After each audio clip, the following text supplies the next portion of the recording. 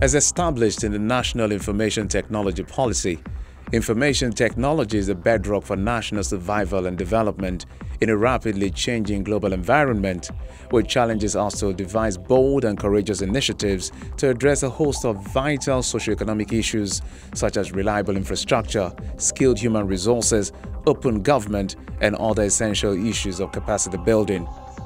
An information technology policy built on reliable human resources and infrastructure constitutes the fundamental tool and means of assessing, planning, managing development change, and for achieving sustainable growth. It is for this reason that every progressive country has a national IT policy and an implementation strategy to respond to the emerging global reality and thus avert becoming a victim of the digital divide. A developing nation like Nigeria that aspires to participate effectively and become a key player in the emerging information age needs to have in place a highly efficient information technology system driven by a vibrant national IT policy. Hence, the approval of the Nigerian National Policy on Information Technology in 2001 to make Nigeria an IT-capable country in Africa and a key player in the information society by the year 2005, using it as the engine for sustainable development and global competitiveness. Our guest on the show is Chris Owaje, past president of the Institute of Software Practitioners of Nigeria. He was one of the pioneers of Nigeria's IT policy and has been at the forefront of ensuring that Nigeria truly leverages technology to speed up our development. We were looking at knowledge parks like we saw in Singapore, like we saw in Ireland, like exists in Silicon Valley for Nigeria. You're looking for an ecosystem where you have about 10,000 Nigerian bright minds, doing stuff in IT. I've not seen it. It doesn't happen now. When compared to what India is doing, I mean, I wept for the country when we went to Infosys, where you have 100,000 people with 85,000 residents in campus doing IT with 25,000 people doing software alone.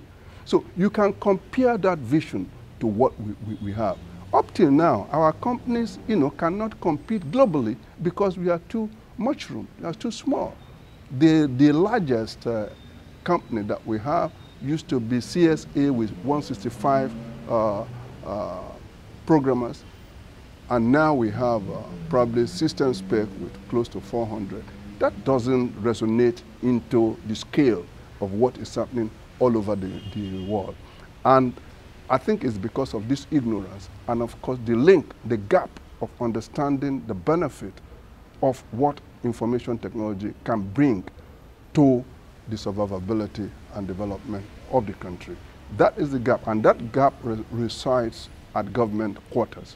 Because all over the world, every government is pushing, is promoting, is sustaining, is protecting the IT ecosystem.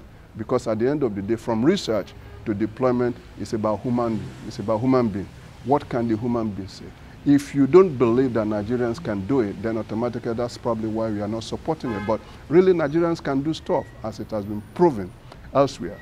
The short change is that all what Nigerians are doing, from Andela to ecosystem to hub and whatever, we don't own the IP. Other people own the intellectual property of our country, and that is very worrisome.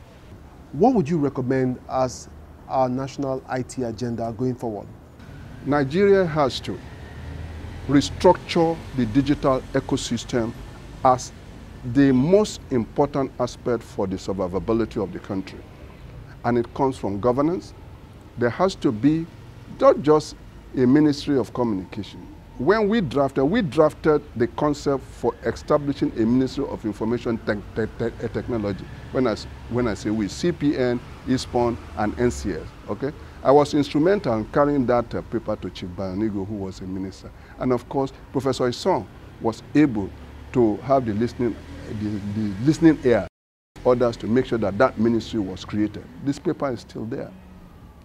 What we are saying is that structure apart, you need to have the implementation arm and organ of the structure. Now, this structure we are talking about, the framework should be, you have a Chief Information Technology Officer of Nigeria, just like we have in the White House, you have in India, you have in Britain, you have. That is the way there has to be a chief information technology officer.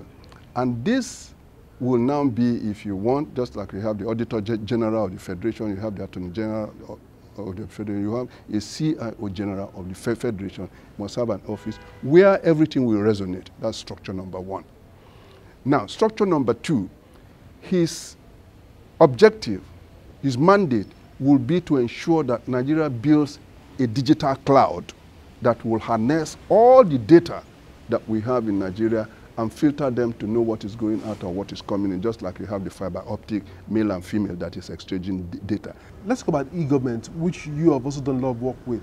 Do you think that e-government is a sure way of reducing corruption to the barest minimum? Yes and no. Yes and no in the same place, that because e-governance really is about data structuring, okay? So what flows within that data, has to be tracked, has to be secure. So you're now talking about e-government security. You find out that the European Union thread or framework for e-government is a secured channel where everybody is seeing everybody what you're doing. But in oral government or manual government is covert.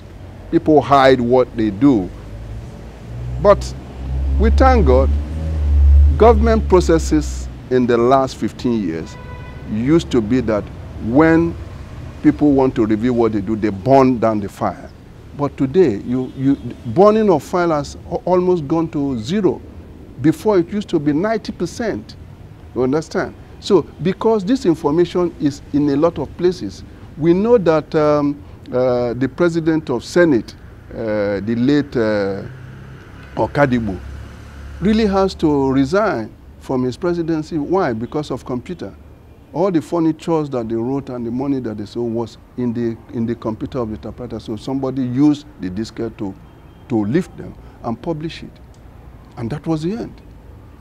So just like government can be pulled down by data, authentic data that have, so can also government be protected if those data are falsified. Edward, thank you for being on the show. Always a pleasure. It's my pleasure. Thank you very much. I'm very happy to come to Tech Trends.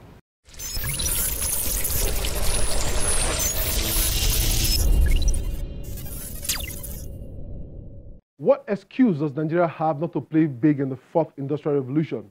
If you ask me, I'll say absolutely none, other than the fact that we don't seem to be prepared. Well, it's important to point out that the world is not waiting, and one of the ways to avoid tech colonialism that is already happening is to step up our game and begin to own our own intellectual properties, plus whatever data that will flow through them. Now, it's not a joke that countries are banning one tech giant or the other, while others are replacing legacy operating systems nationally just to maintain their sovereignty. Nigeria believes it's a sovereign nation. Well, that is given. But the reality is that in the fourth industrial revolution, your sovereignty as a nation is not determined by what you say or your national borders, but by who controls the data and powers your economy digitally. My hope is that we understand what truly lies ahead, and so we start to make the right decisions for the future of our dear country. It's a wrap on this edition of the show, but the conversation continues online. Join us on social media. Remember, you can watch the entire show on the Channels TV YouTube account or by checking out cfablog.ng. For Tech Trends, I'm Chukwemeka Agbata.